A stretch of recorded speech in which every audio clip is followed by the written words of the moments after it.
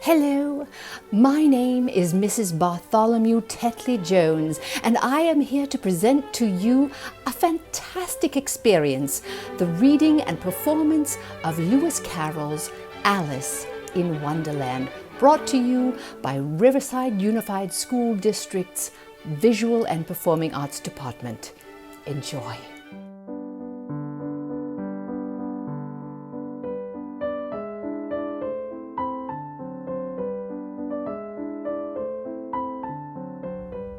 Chapter 8. The Queen's Croquet Ground. A large rose tree stood near the entrance of the garden. The roses growing on it were white, but there were 3 gardeners at it, busily painting them red. Alice thought this a very curious thing, and she went nearer to watch them. And just as she came up to them, she heard one of them say, "Look out now, Five. Don't go splashing paint over me like that." "I couldn't help it," said Five in a sulky tone. "Seven jogged my elbow." On which Seven looked up and said, "That's right, Five. Always lay the blame on others." "You'd better not talk," said Five. "I heard the Queen say only yesterday you deserved to be beheaded." "What for?" said the one who had spoken first. "That's none of your business, too," said Seven. "Yes, it is his business," said Five. "And I'll tell him it was for bringing the cook tulip roots instead of onions."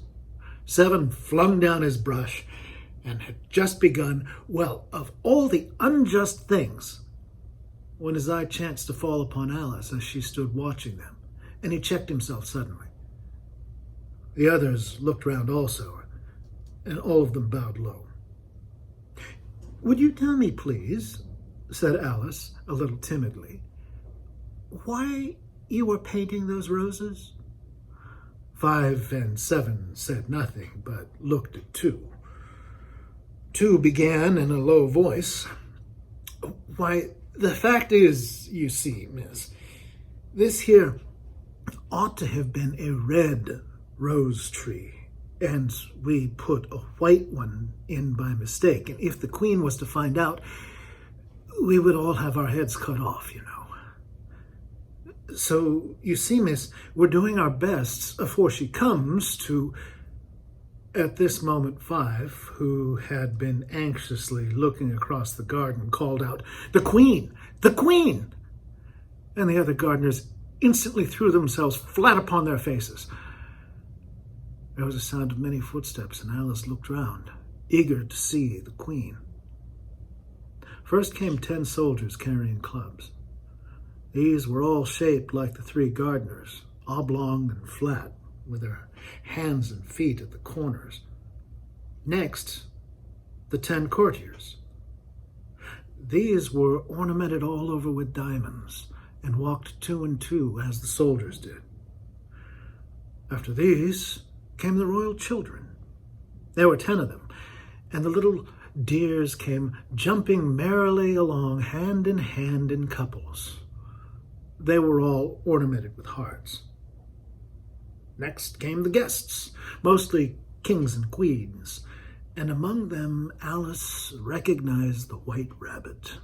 It was talking in a hurried and nervous manner, smiling at everything that was said, and went by without noticing her. Then followed the Knave of Hearts, carrying the king's crown on a crimson velvet cushion. And last of all, this grand procession, came the King and Queen of Hearts. Alice was rather doubtful whether she ought not to lie down on her face like the 3 gardeners, but she could not remember having heard of such a rule at processions. And besides, what would be the use of a procession, she thought, if people had all to lie down on their faces so they couldn't see it? So she stood where she was and waited.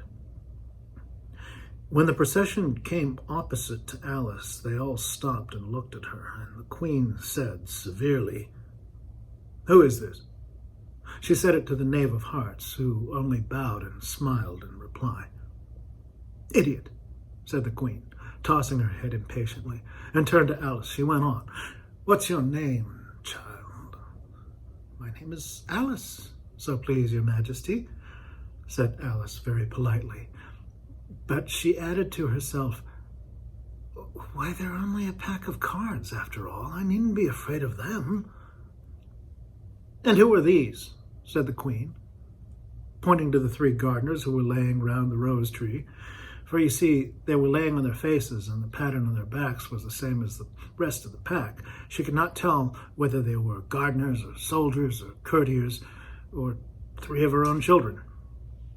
"How should I know?" said Alice, surprised at her own courage. "It's no business of mine."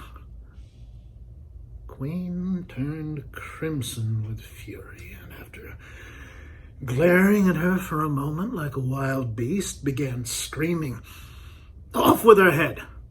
Off!" "Nonsense," said Alice, very loudly and decidedly, and the queen was silent. The king laid his hand upon her arm and timidly said, "Consider, my dear, she is only a child." The queen turned angrily away from him and said to the knave, "Turn them over." The knave did so, very carefully, with 1 foot. "Get up," said the queen in a shrill, loud voice, and the 3 gardeners instantly jumped up and began bowing to the king, the queen, the royal children, and everybody else. "Leave off that," screamed the queen. "You make me giddy." And then, turning to the rose tree, she went on, "What have you been doing here?" "May it please your majesty," said two in a very humble tone, going down on one knee as he spoke. "We were trying—" "I see," said the queen, who had meanwhile been examining the roses. "Off with their heads!" And the procession moved on, 3 of the soldiers remaining behind to execute the unfortunate gardeners, who ran to Alice for protection. "You shan't be beheaded," said Alice, and she put them into a large flower pot that stood near.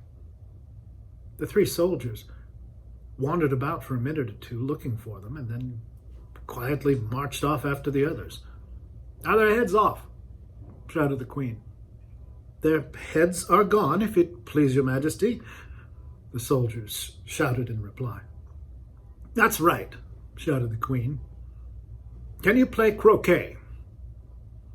The soldiers were silent and looked at Alice, as the question was evidently meant for her. "Yes," shouted Alice. "Come on, then," roared the queen. And Alice joined the procession, wondering very much what would happen next. It's a very fine day," said a timid voice at her side.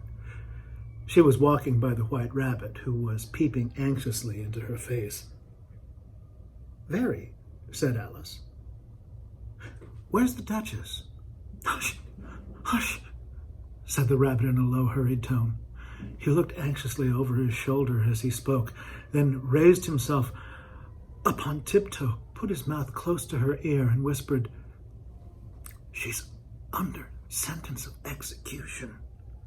"What for?" said Alice. "Did you say, 'What a pity'?" the rabbit asked. "No, I didn't," said Alice. "I don't think it's at all a pity. I said, 'What for?'" "She boxed the queen's ears," the rabbit began. Alice gave a little scream of laughter.